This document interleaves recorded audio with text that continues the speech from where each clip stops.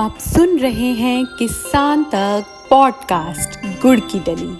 हर सुबह एक मीठी बात।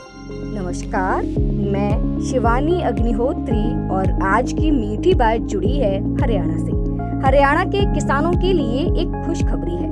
दरअसल हरियाणा के कृषि मंत्री श्याम सिंह राणा ने किसानों के हित में कई बड़े ऐलान किए हैं। उन्होंने बताया कि राज्य में जैविक खेती और आधुनिक तकनीकों को बढ़ावा देने के लिए स्वदेशी मेले का आयोजन किया जाएगा।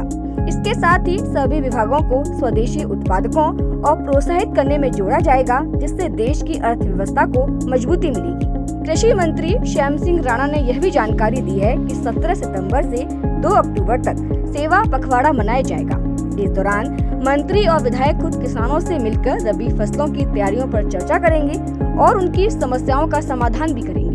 इसके अलावा कृषि मंत्री श्याम सिंह राणा ने किसानों से यह भी अपील की है कि वे हाल ही में हुई बाढ़ या फिर जल भराव से फसलों को हुए नुकसान का विवरण 15 सितंबर तक हरियाणा क्षतिपूर्ति पोर्टल पर जरूर अपलोड कर दें, ताकि मुआवजा जल्द से जल्द मिल सके। इसके अलावा कृषि मंत्री राणा ने अपनी फ्रांस और नीदरलैंड यात्रा का जिक्र करते हुए कहा कि वहां से मिली जानकारी के आधार पर फूलों की खेती को हरियाणा में बढ़ावा दिया जाएगा।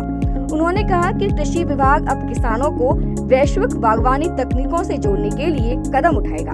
हरियाणा के कृषि मंत्री ने बताया कि राज्य सरकार सोनीपत जिले के गन्नौर कस्बे में देश की सबसे बड़ी बागवानी मंडी स्थापित कर रही है। अब तक 54 एकड़ जमीन का अधिग्रहण हो चुका है। इस परियोजना की कुल अनुमानित लागत 2,595 करोड़ रुपए है और लगभग 45% काम पूरा हो चुका है। उन्होंने बताया कि इस अंतर्राष्ट्रीय बाजार में सालाना 20 लाख टन उपज की क्षमता होगी। इसमें 14,907 कारों और 3,305 ट्रकों और ट्रॉलियों के लिए पार्किंग की सुविधा भी होगी। मंत्री ने कहा कि विदेशी यात्राओं से प्राप्त अनुभवों का इस्तेमाल हरियाणा के बाजारों को मजबूत बनाने में किया जाएगा।